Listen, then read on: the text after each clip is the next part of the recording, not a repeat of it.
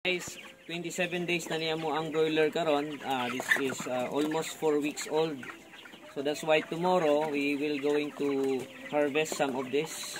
So yung aabot po ng 1.6 kilos pataas or 1.5 pataas ay harvest na po namin bukas. So magtitimbang tayo ngayon guys. Like ito guys, oh. Ito.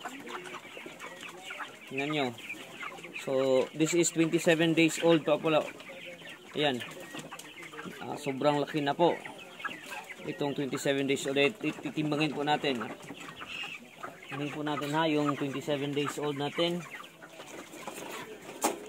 Oh, it's exactly 2 kilos.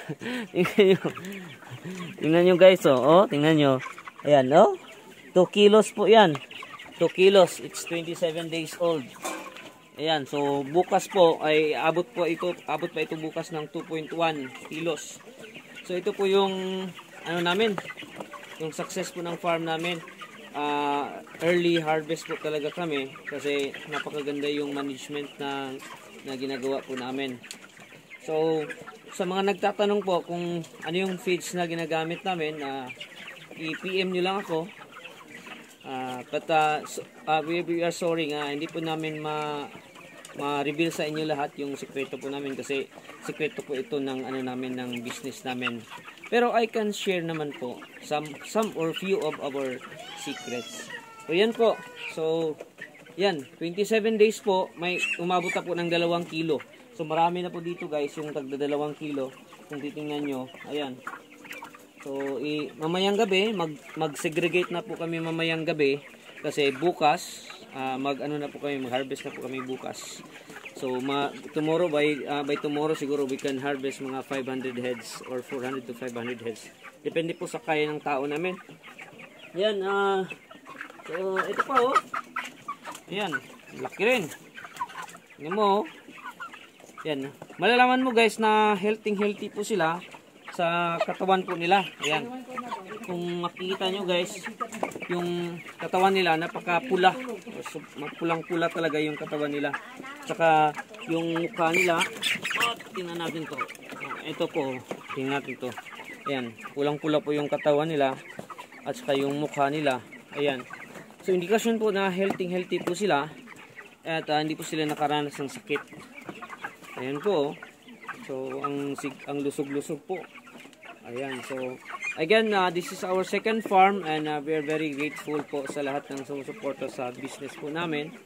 And by December 9, tomorrow, available po ito, aming dressed chicken, December 9 hanggang December 20 po. Then before mag-Christmas ay available po yung ano namin, yung mga byproducts at saka yung dressed chicken. Kasi before Christmas, mag-harvest din po kami sa first, yung unang farm namin doon sa Barangay Palomok, Titay, Zamboanga, Sibugay. Ayan, so may nakaprepare po kaming supply sa lahat ng mga nangangailangan ng supply by Christmas season and by New Year season. Ayan, so maraming salamat at gusto ko lang i-share po sa inyo yung aming farm dito. Ayan, again, by 28 days na harvest na po kami. So ito yung tinatawag nating broiler chicken. Ayan. So, thank you very much for watching. Bye-bye!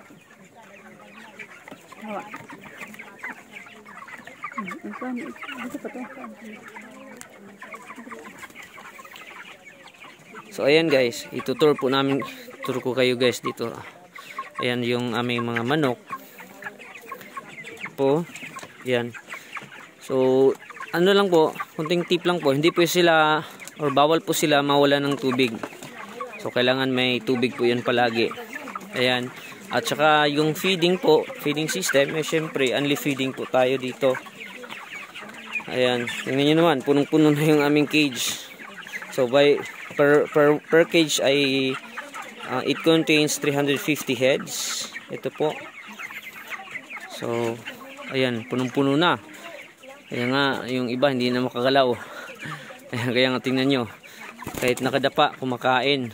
Yan, kumakain, kain, inom tubig, tulog, yan yung buhay nila. Kaya ang bilis ng development nila. Ayan po, so tanghaling tapat ngayon. Kaya medyo ano po sila. Medyo stress sila sa panahon. Kaya nga pinapainom natin sila ng pampatanggal ng stress. Ayan po, dito po 350 heads din po yung itong nandito. Ayan. So ayan. Ayan po. So ito po yung caretaker namin dito. Ayan po, si mama po. Ito po yung mother-in-law ko. Yung mother-in-law ko, siya yung caretaker namin dito. Mag-hi po siya. Oh. So, nilagaan po ni mama yung aming 1,200 heads. Ito naman yung mama ko, ang caretaker sa ibang farm. Ayan. So, manager. So, binibisita ni mama ang farm dito kasi gusto niyang tingnan. First time niya makapunta dito, guys. So, ang ganda po ang development po ng ating mga manok. Ayun, pero hindi talaga yan maiwasan, guys. May mga nagkakasakit kaya ina-isolate po namin yan, guys. Oh. Ayan, ina-isolate po namin. Sayang yung iba, malaki na. Tapos namamatay pa. So, normal po talaga yan. May mortality talaga na mangyayari. Ayan. Ayan, nandito po, guys. Ayan. So, thank you very much for watching. Bye-bye!